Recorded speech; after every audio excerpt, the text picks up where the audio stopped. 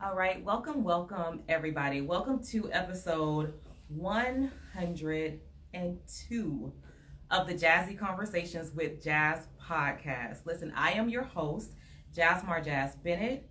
You already know what I need for you to do. If you are watching right now in the comments, I need for you to make sure that you tag your family, tag your friends. Let everybody know that we are on because I am in the most luxurious place. It is a hidden jewel in here, and I cannot wait to introduce you to the owner, introduce the place that I'm in as well. But before I do that, I do have a couple of announcements. First and foremost, are you subscribing to the Jazzy Conversations with Jazz podcast? If you are not, what are you waiting for? I need for you to make sure that you go on YouTube. I need for you to make sure that you go on all of your podcast platforms. Which one is your favorite? Is it Spotify? Is it Apple Music? How do you listen to your podcast? Go ahead and subscribe right now, today. I also need for you to make sure that you are following me on Instagram, on Facebook, and all of my social media platforms.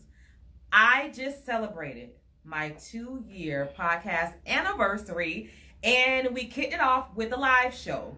We had a live show here in Lakeland at the Lakeland Well, and we had a phenomenal time. B, you were in the audience. You were in the audience. How did you like it? I really enjoyed it. You enjoyed it.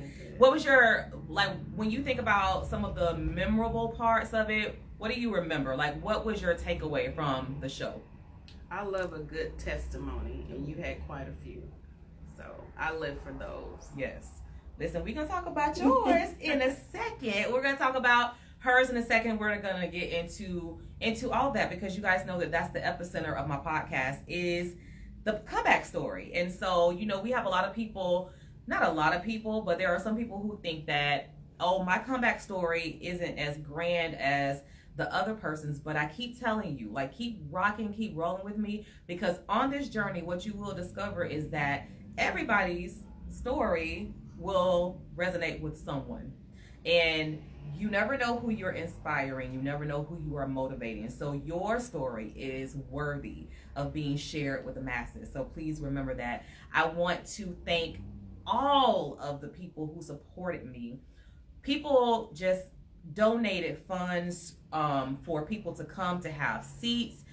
People sponsored my giveaways. You guys did a great job with that. One of my sorors, Shalithia Hastings, who, oh my gosh, when I say she was a blessing, like, she literally reached out to me to get information of the winner because she gave away a 2-day vacation, y'all, off of a raffle ticket. Wow. That's what sisterhood is. Absolutely. And you already know that. We are members of the illustrious, y'all.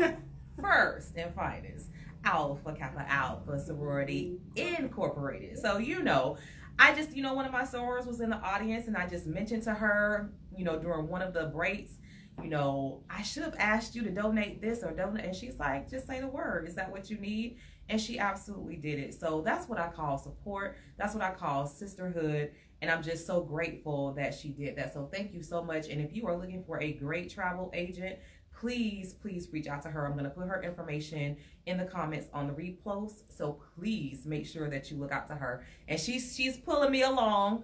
So I may have to add another title to what I do as well. So be on the lookout for that because I'm coming. I promise you I'm coming.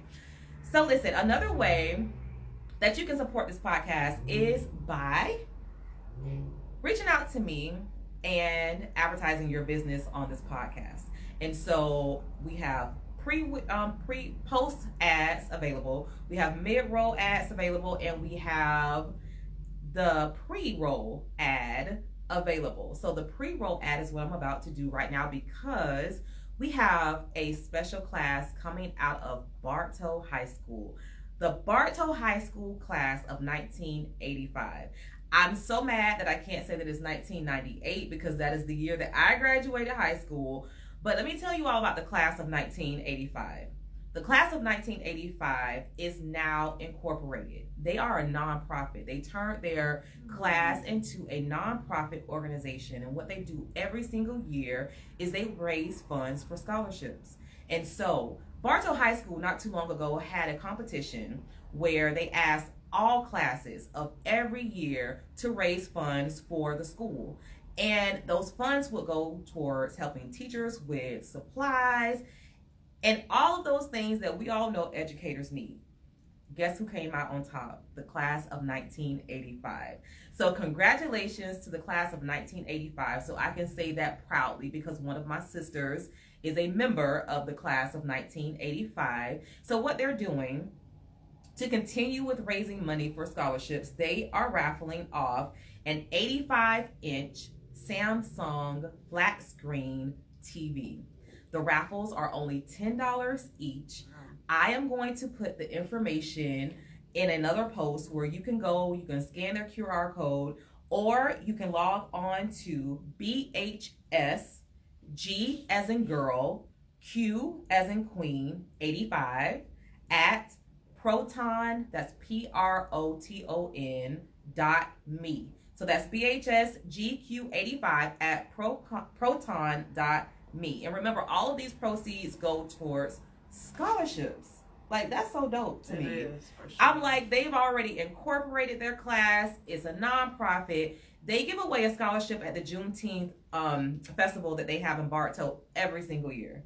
Since the inception of the Juneteenth festival, they have given away scholarships. And I just think to make an impact in the community, you know, beyond organizations, to have a class come together and do that, that is amazing. And so the class of 1998 is right behind you. So you guys have inspired us to do that. So we're right behind you.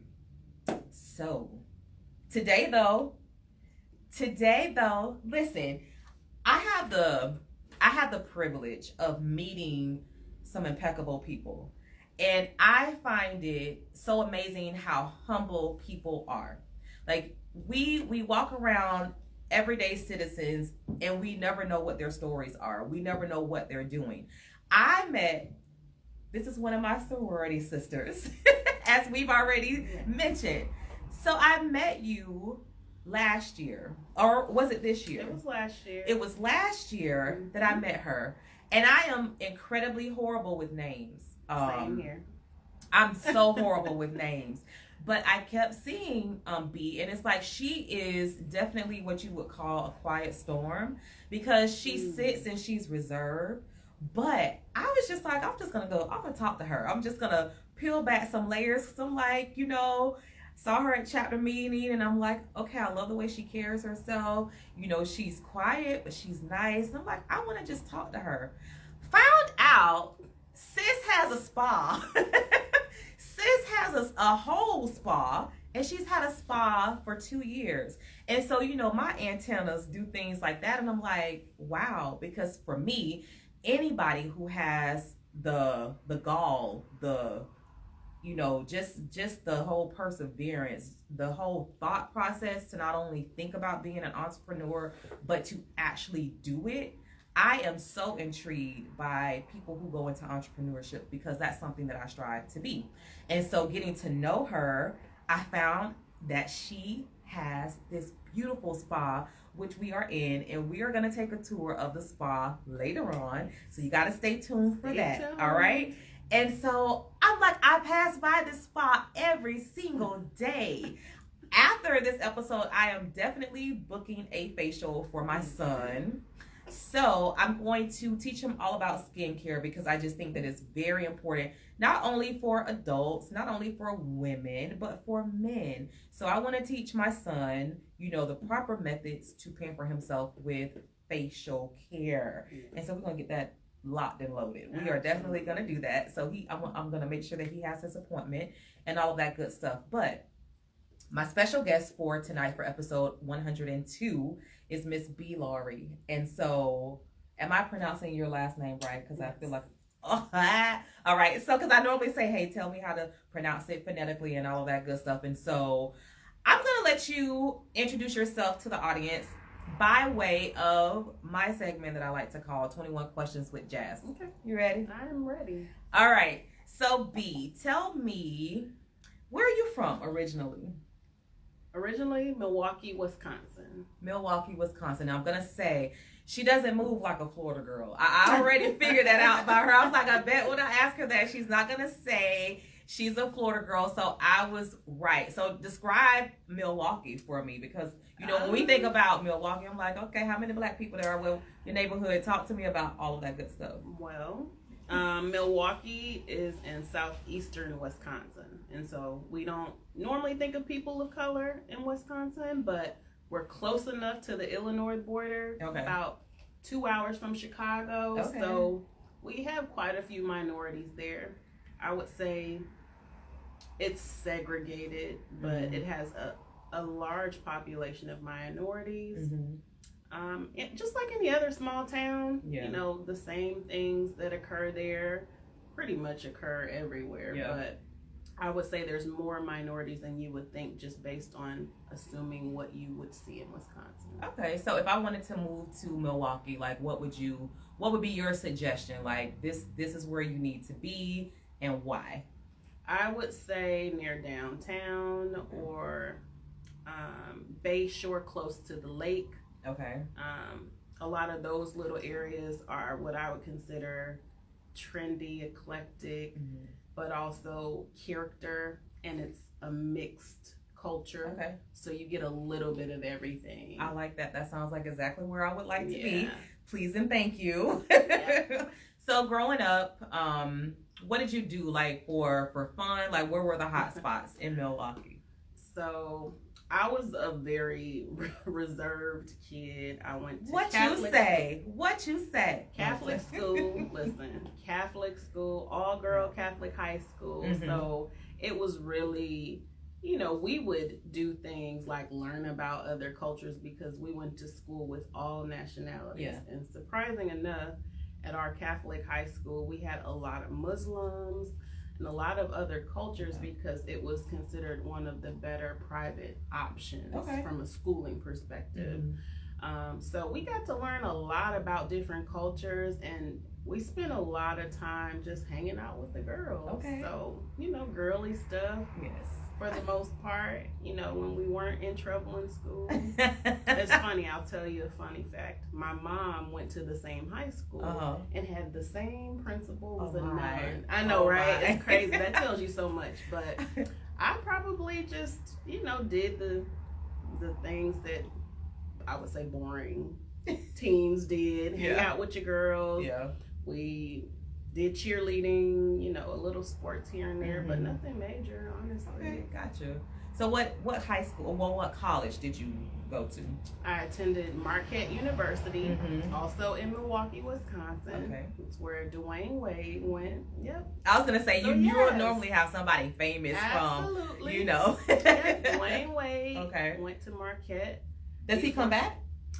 Periodically, not very often, but he was there in my era. My freshman year, he was coming out. So, So you got a little taste of Dwayne, just a little bit. Did you go to any of the games? Not one when he was playing. I was like, dang.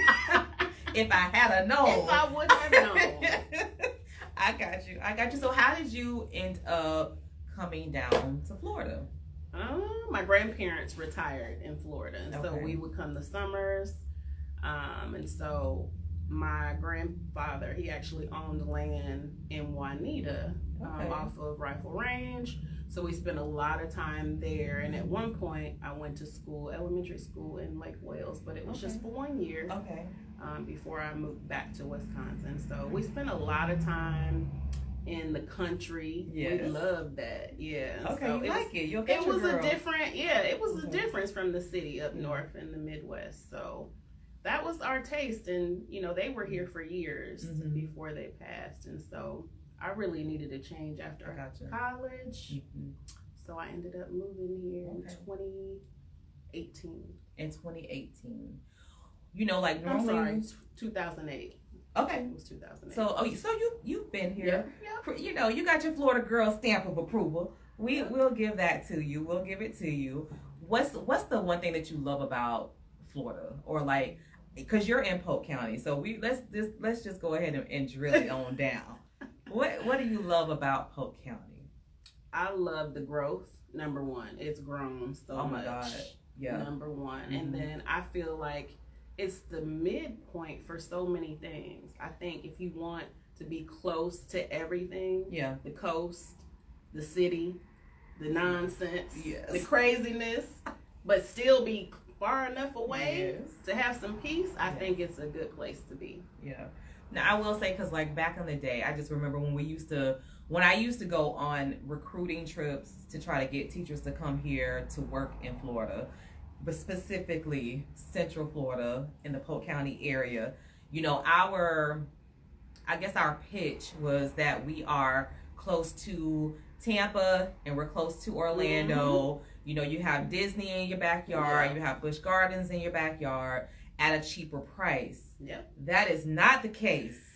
That is not, I don't know what they're pitching now, but that is not the case, because like you said, Polk County is growing, and Lakeland specifically, like if we were to give you the numbers, like there are like close to 1,000 people, if I have the statistics correctly, because when we went to the city recently, it was like almost 1,000 people a week are moving here. Like those numbers are staggering. And if you look around and you see the construction that we have going on, like you just have like apartment complexes that they just built there, that they're building there. And then they're talking about, you know, what they're going to do to help out Bonnet Springs Park. And then I had an opportunity to just like hear those conversations at the city. And I'm like, oh my gosh, like Lakeland is definitely growing. Like, oh my gosh, like starting off as it is a boom town.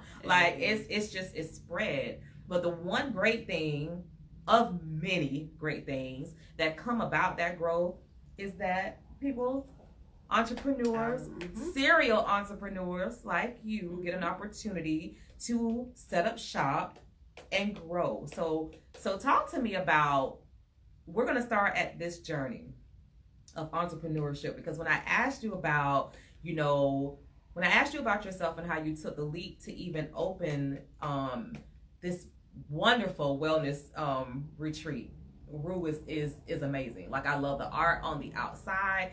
I had a scavenger hunt with my students at my school, and we had to go around town and we had to take pictures in front of the infamous murals that they have, because Lakeland has over 29 murals. Yeah, I love those. Right, I love them. And I'm like, we missed yours. Like we should have come.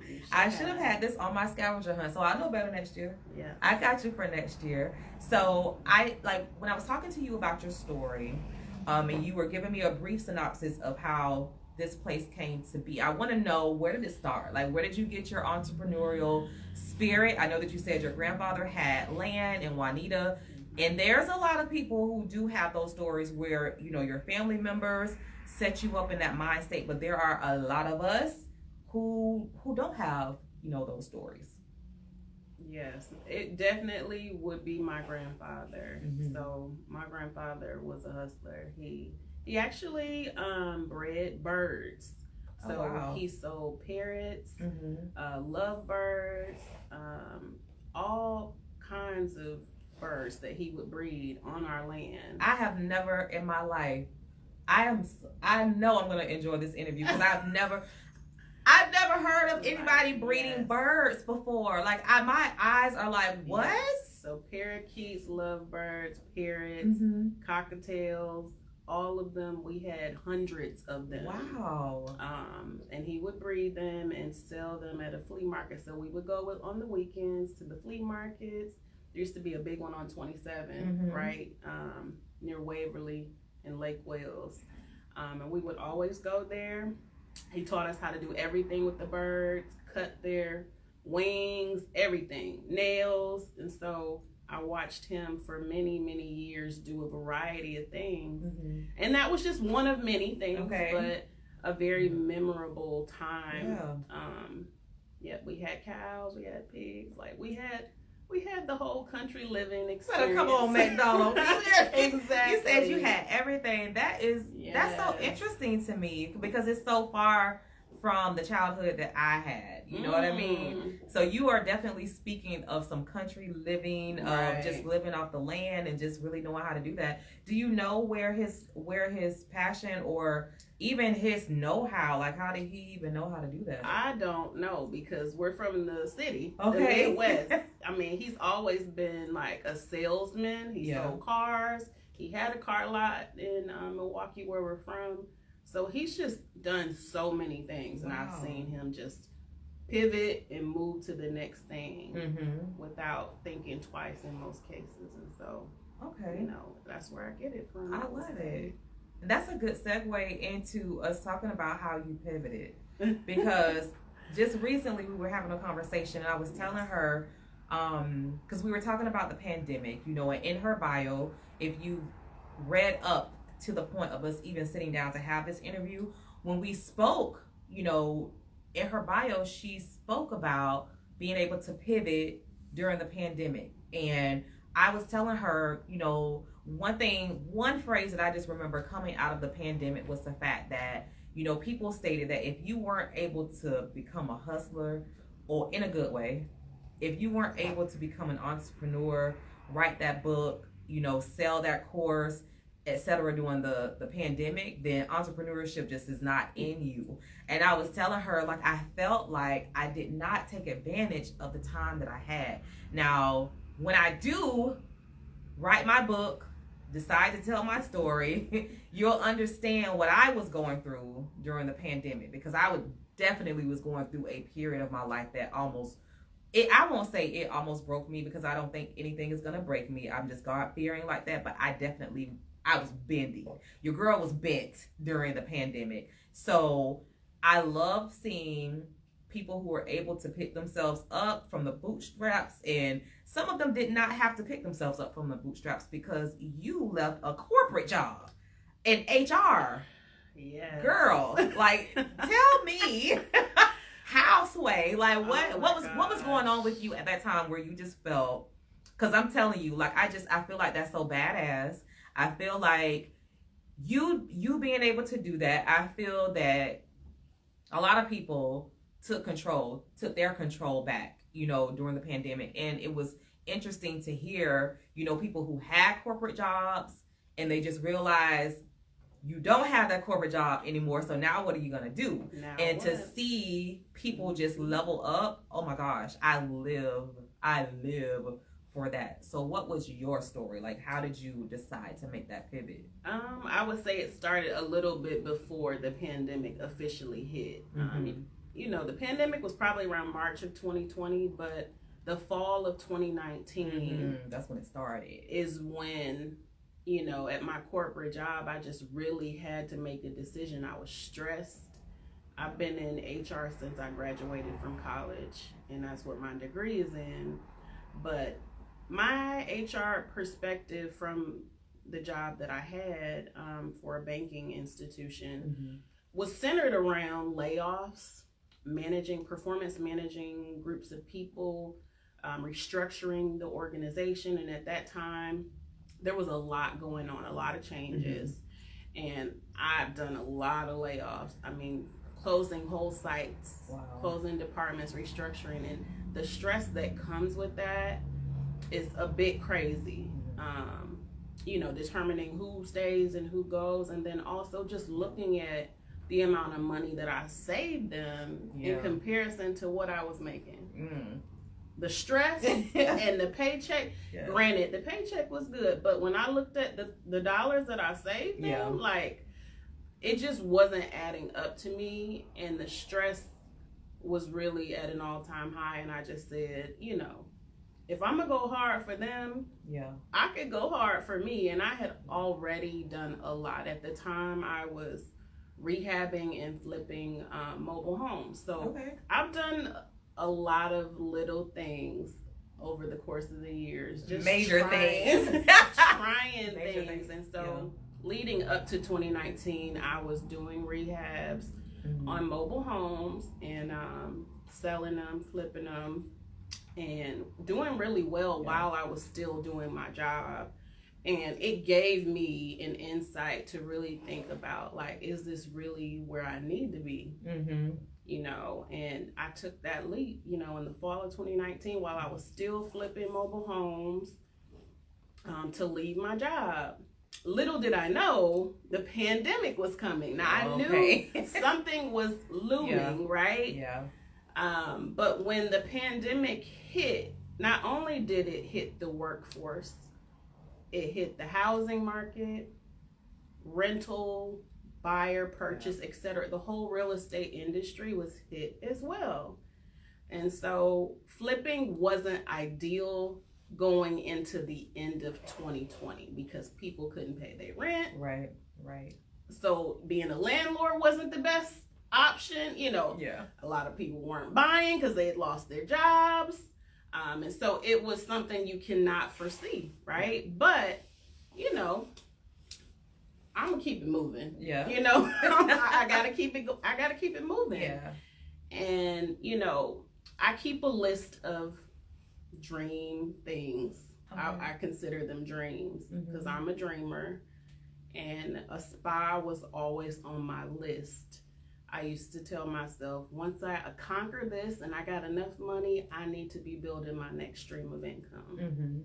And so as my flipping slowed down, I decided, you know what? I want to open a spa. I have the time. Service industry jobs aren't going anywhere. Yeah, they can say they're moving certain things away and laying off here, there, or everywhere, but we'll always need service providers in one way or another. Right. And can I back up for a second? Yeah. Because like when I hear stories of people who are entrepreneurs like yourself, like I'm almost like, is it just a gene that you guys are just innately born with? Because I'm telling you, every time I sit down on you know, this podcast and talk to an entrepreneur, it's like they'll just say, oh, well, I did this, like I'm flipping houses, and so I'm doing tax deeds now, and so now I see that there's something real heavy into podcasting, so I'm going to start my podcast. And I'm just looking at them like, do you know how long it took me to realize that I wanted to do this podcast and just do it? But when I hear an entrepreneur, it's like it's on go constantly. It's like it's on to the next venture over and over. And so I'm hearing you say you went from corporate America. You were like in HR. That's what your degree is in, HR. Yep. But then I'm hearing you say, I just started flipping mobile homes, you know, and where in the world did that come from? Like, what made you even want to do that? Like, when you are going into your next step or phase into entrepreneurship, like, what is it? What's that button? What's that procedure like? I would say, like I said, I'm a dreamer, and so I don't ever stop dreaming. So it's almost like I keep a list of dreams, like. And it's almost like when you're a kid, they call people like the busybody or the person who had the imaginary friend. Like those people are the most creative, right? And that doesn't turn off as an adult. Yeah. And some people minimize it. They don't talk about it or pursue it because of other obligations, right? But I dream, and I really keep a list of things I want to do, and it never stops. I'll be honest with you. And so I may be doing one thing this year and something different next year, but it's just because, I mean, you have one life to live. Yes, Lord. You said it. And guess what? If you fail, you learn something. You keep it moving. You know, it's not the end of the world. I think most people are afraid of failure, and you shouldn't be. Yeah. Because you don't see how many L's people really get in the millions. Yes. You know what I'm saying? It's a lot of lessons that come with it. But I think being a dreamer has allowed me to do things I would probably have never done otherwise. And things that nobody else in my family has done. So is it almost like is it almost like a pattern that, or like a blueprint that you can follow with every next venture that you go into? It's like the steps are almost the same? No, I would say more than anything, I'm a little bit of a geek. So when I'm intrigued by something, I go in a rabbit hole. Okay. And I learn everything I can about it. Mm-hmm. So obviously I start with my own learning, Google and things of that nature, YouTube University.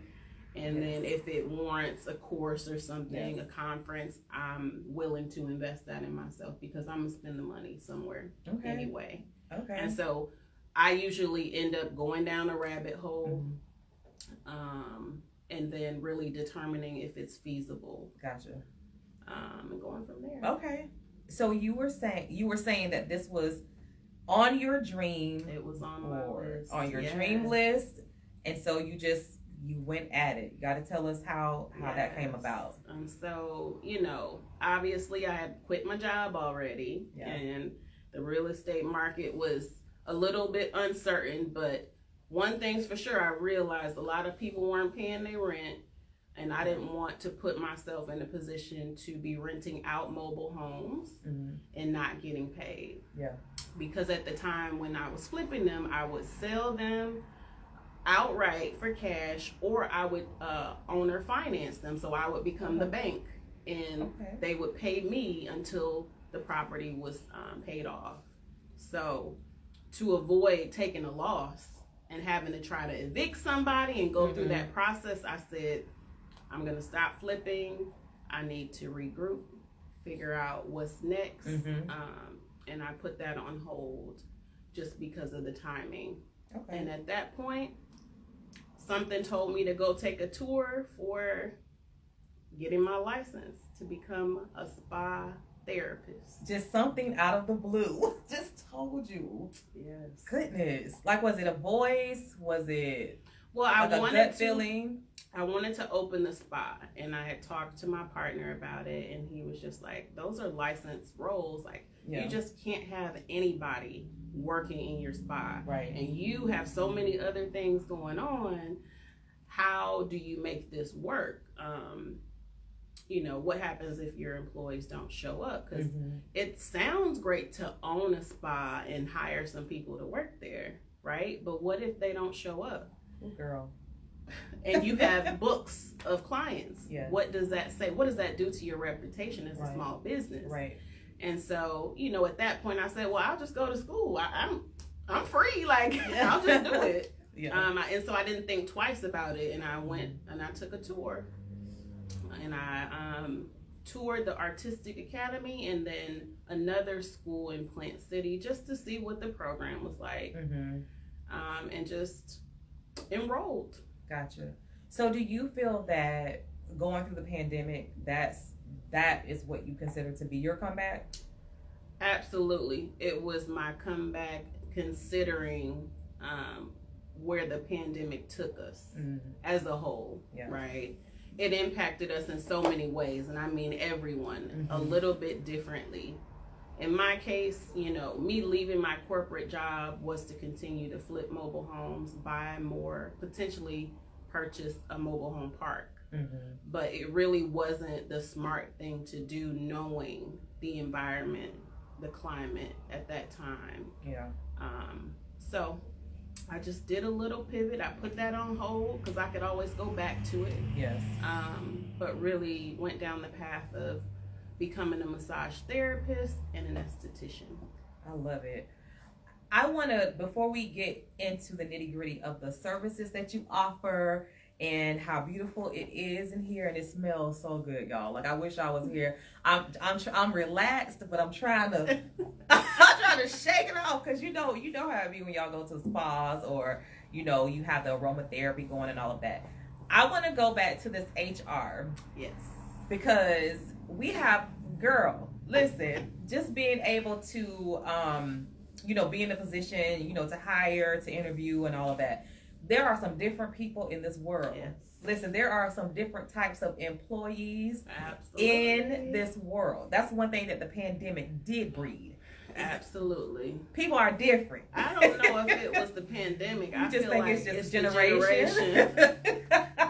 See, I was trying to like save y'all, but it maybe just be y'all generation. I don't think it's the pandemic. Ooh, girl. So I'm like, putting your putting your HR hat on. Because I've seen like different like spoofs of like it's so many people who do skits of people in HR, and it is hilarious to me. Oh yeah. Do you hear me? But I feel that in an organization, people who work in HR, they're like the talking heads of the organization. It's almost like they're the know-all, the be-all of like the final destination, the final stop to what you need or what's going to happen, right? And so you have a top role in your corporation. So you letting that job go, how did you do it? Like, give us the proper etiquette, the verbiage of deuces. Like, I'm gone. I didn't do anything spectacular. I met with my manager. Yeah. You know, I explained. Yeah. At that point, I just had a real candid conversation because there was a lot going on. And I told her, HR obviously is a partner. We're supposed to be an advocate for the employee and also mitigate risk for the bank or whatever corporation you work for, right? And when it gotten to a point where we became a dumping ground for everything. Yeah. And it wasn't a good feeling, nor was it a proactive role to be in. You were reacting to everything, you know? And it almost gives you PTSD, quite honestly. But it just wasn't a good feeling long term. And I told my manager just that. I said, I don't feel like we are making a difference, and we seem like a dumping ground. And this is not what I envisioned my life to be like. And I gave my 2 weeks notice. Do you ever look back on that situation, and had they said something to you, do you think it would have been anything that they could have said to you, any form of partnering, like, we want you, we want to keep you, how can we make it work? It's funny you say that, because I don't think any amount of money would have kept me there. It wasn't about the money. They paid me very well, but I needed peace of mind. I really did. And so it's funny you say that, because I left in October, and a month later they called me and they said, I know you're gone, I know you're an entrepreneur now, but you worked on a project that we have still going, and we want you to come back. Can you come back temporarily? Can you come back and work on this project for us? And I said, sure, why not? And so a month after quitting, listen, a month after quitting, I went back and I worked for about 3 months on some accountability framework that dealt with sales practices and holding employees accountable who don't handle things properly. I'm not sure if people are aware of what Wells Fargo went through with all the sales practice issues and their employees not doing the right thing with accounts. That impacted the bank industry, and most banks across the board were audited by regulators and the government. And so I spent some time just helping put together a practical way to create disciplinary action for people who didn't follow the sales practice rules, and how we would impact their pay going forward. So, you know, you do big things. You leave an impression and you walk away the right way. And you get calls back. Yes, you do. And it just happened that way, which I wasn't opposed to doing, because, you know, I was going to school in the evening. I could still work. I just didn't want to. You know what I'm saying? Like, I was at a point not to do that because I wanted my peace of mind. But it was temporary. It was a good opportunity, and it helped me keep that relationship strong. Gotcha. So. I love that. And I had a feeling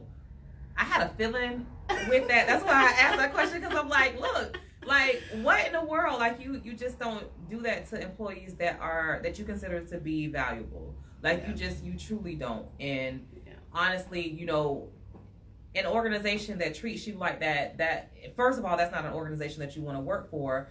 But for me, but then it's like my eyes were just open after the pandemic of a lot of things anyway. And it's just like, if you are truly valued by that organization, someone's going to be making a phone call to you some kind of way.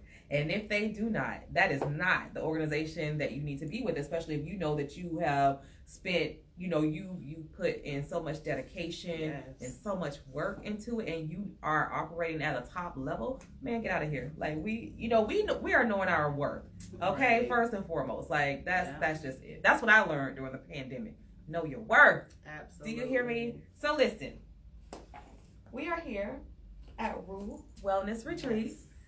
Let's talk about what you can expect when someone walks through the door.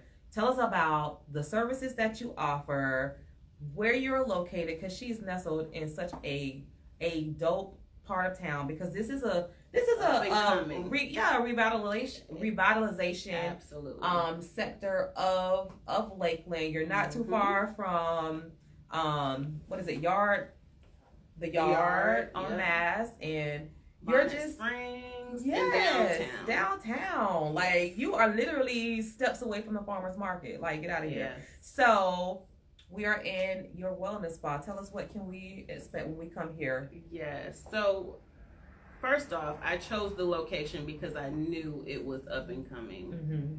It's on Massachusetts. A very busy road. Yes. I mean, you can't ask for more exposure from that perspective. But there's so much that's growing in this area. And I appreciate being a diamond in the rough. You know what I'm saying? Yes. And this is my, I would say, safe haven. It is really a place for people to relax and unwind. We offer full body waxing, massage, CBD infused massage and facials, and we do reflexology. So just a variety of things, as well as facials from an aesthetic standpoint, and really just allowing you to get a true self-care experience. So if I wanted to book just like the full gamut of services in one day, like what would that look like? So we do spa parties. I would equate it to, you could bring your spouse or your girlfriends. We've done bridal parties, birthday parties, but you come, you have a mimosa or champagne, you get hors d'oeuvres, you pick your services, and then you can choose whether you do your massage first or your facial or what have you. And you just go through one by one each service, picking up another drink in between. Right. Getting a little bite to eat, but really having an experience. Yes. I think when I had this idea in mind, there are a lot of spas. Yeah. There are a lot of service providers, and we're all needed, right? But how do you set yourself apart, right? And I truly wanted to create an experience. Yes. I know that you also mentioned that with the CBD infused massage and other services that you had a family member in mind. So talk to me about that. Yes, so my mom, she suffers from quite a few different ailments where pain management is critical. And the opioid pandemic took a lot of people out from a pain management standpoint.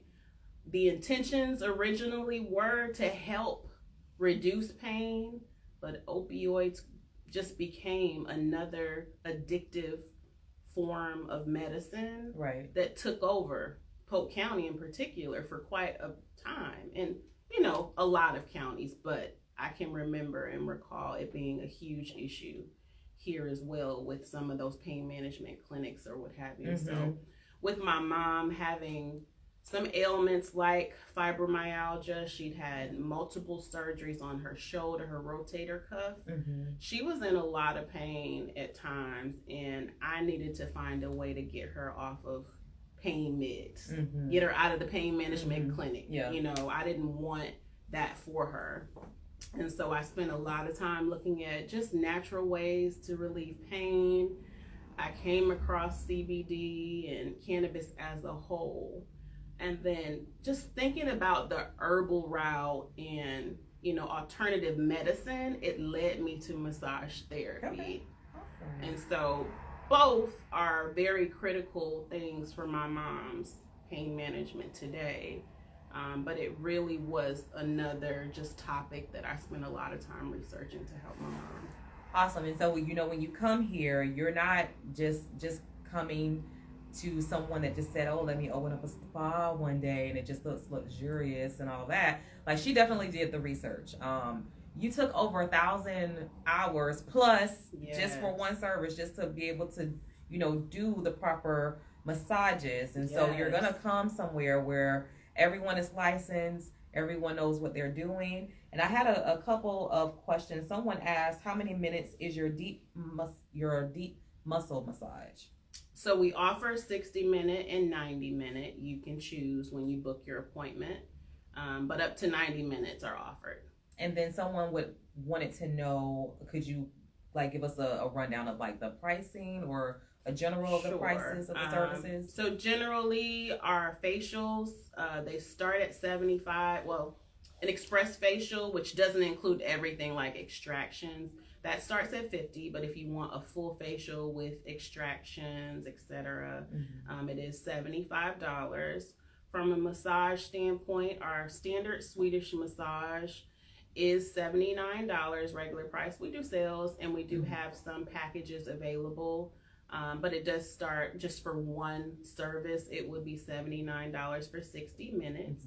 The deep tissue massage is $99 for 60 minutes, and they go up if you choose a 90-minute option. Gosh, we have someone who wants to know about the spa party, and that's definitely what I want to know about too.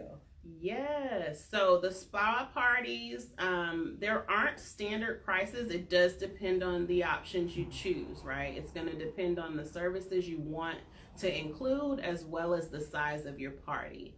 But they can vary, right? You could bring in 3 or 4 of your friends and choose 30-minute services that allows you all to get a full treatment, but still get out of here in a reasonable amount of time. Yes. So you could get a 30-minute massage as well as an express facial. That's an hour together. You add some time to conversate, socialize, and eat. Another 30 minutes. You guys could be out of here in 2 hours and still feel relaxed after having a good time with your girls. I love it. But the prices vary, right? It can be, anywhere from $50 a person up to $150 if you're having a limited service half a day option. So what do you like to do? What's your first of all, before I get into what do you like to do, there was a service. I'm like, oh, now that I'm gonna ask you about this specific service, I'm like, oh, I might be telling my business, but who cares? So one thing that I want to do, because I've never had a vajacial. Is that what they call it? Like the vajacials and your give me the proper name for it, because we just started calling them Brazilian waxes and all that, because one of my girlfriends was like, she lives by it. She's like, look, this is what you need to do. I had me some incidents with Nair, and I'm not. Listen. I will not. The smell alone is just like, And if you have sensitive skin, right. It's not the best option. It's like, I even made a post. Listen, I even made a post. I was like, they have got to be putting perm chemicals the way it in smells. This Nair. It is just ridiculous. Girl, I was like, what in the world did I just do? So explain that process, because she does do the Brazilian waxes and all of that good stuff to keep yourself manicured. My son is what's so interesting to me. He's a teenager, right? And he's so interested in, I'm so glad though, but he's interested in body grooming and all of that. And I'm like, thank you, Jesus. Yes, but I want to teach him the proper way, to do it. Or, his father can have that department, but it's just if you're doing it yourself. Basic steps. Yeah, just basic steps. But talk to us about these Brazilian waxes, girl. Yes. Waxing is very popular, specifically the intimate areas, right? So Brazilians are, waxing of lady parts to help make it look more groomed. But not only that, it's better for ingrown hairs. You have many great benefits. Your skin is smoother. It starts to brighten up and look prettier because you don't have the aftermath of a shaving device or nair. Right. I know my skin is very sensitive, so I could never nair, and my hair is curly. So with that being said, you have a lot of ingrown hairs that leave scars. They're painful and they're hard to get out on your own. Let's just be honest. And I think waxing allows the hair to be pulled from the root. It doesn't grow back fast. You are at least able to go 5 to 6 weeks in between services and still look great. That's heavenly, right? And then not have the ingrowns and the itch when it grows back. Listen, because that in itself is a pain. Oh my God. Like, oh my so God. all those things that people don't want to talk about but live through, it would save you so much, and it just looks better and smooth, right? But not only that, you can maintain that surface and get a vajacial. It is a facial for your private area. And ingrowns can be pulled out. They can mask it and really just help the skin shed those layers that are no longer needed, just like the rest of your body. Yes. What experience have you seen, like someone, whether it's a lady, whether it's a male, walked in and just told you about like the great experience that they've had at your spa? Like, do you remember or recall like a moment like that? And if so, like, describe it for us. I would say we have a lot of, I would say, retired snowbirds who come for massage. And I had one gentleman tell me that my hands were healing. Oh, wow. And I've never really thought about it that way. But he said, you are really good at what you do. And you have no idea how much pain I was in. Yeah. And really, just to get those small tokens of appreciation, they go a long way. They do. And I'm going to tell you, like, I don't pamper myself as much as I used to in the areas of spa treatments and whatever, but I love going to the spas and getting facials and all of that. But what do you say to the woman or the man who's afraid to let someone touch them? Like, they don't want to be touched. Like my mom, I'll never forget. Like, of course, this was before I knew about your spa. This was years ago. Like, this had to be maybe even 10 years ago.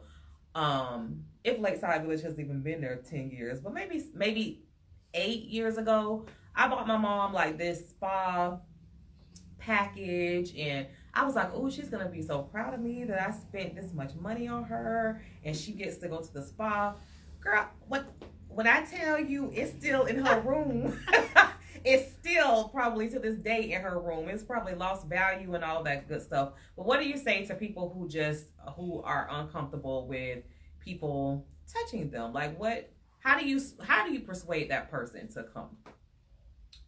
I would say you need to try it. But just like with other intimate relationships, like your doctor, your hairstylist, you got to find somebody that you work well with and you're comfortable around. But you can't do that unless you're willing to experience it. This is a private service. You're not on display for the world to see. We're going to see you. And as a professional, we want to make sure the experience is great and you get what you need. Yeah. This is not to put your imperfections on display. It's to help you get what you need to avoid any further issues if you're having any.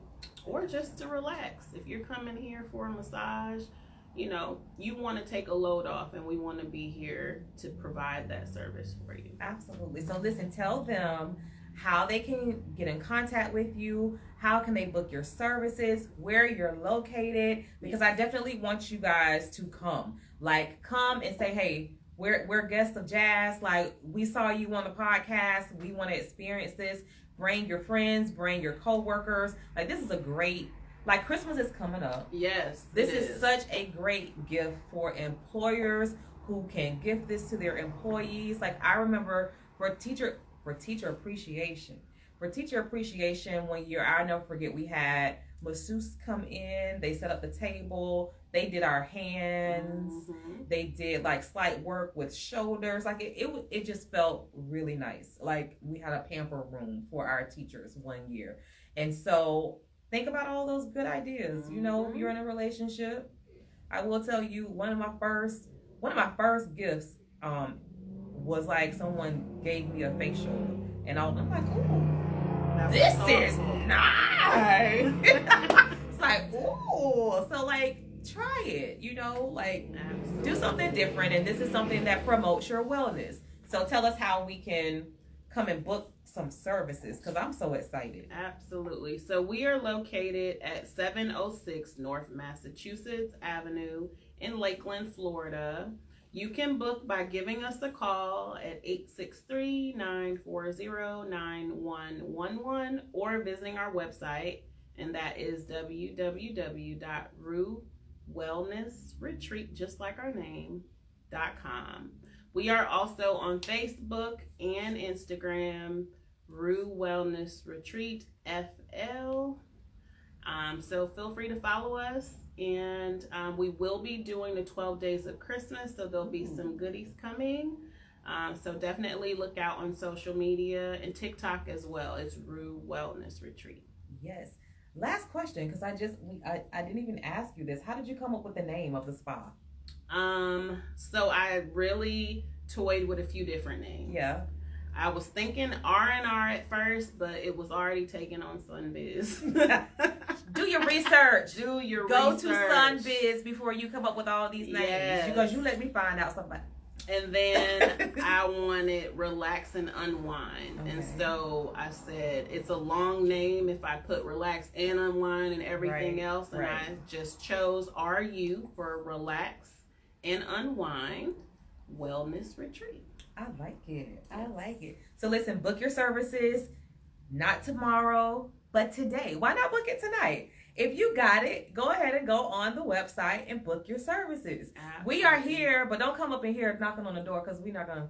It is by appointment. You know. Okay. You need just so you know. And you guys are not open on Mondays, right? We are not. So right now our schedule is Friday through Sunday, so we're open all weekend.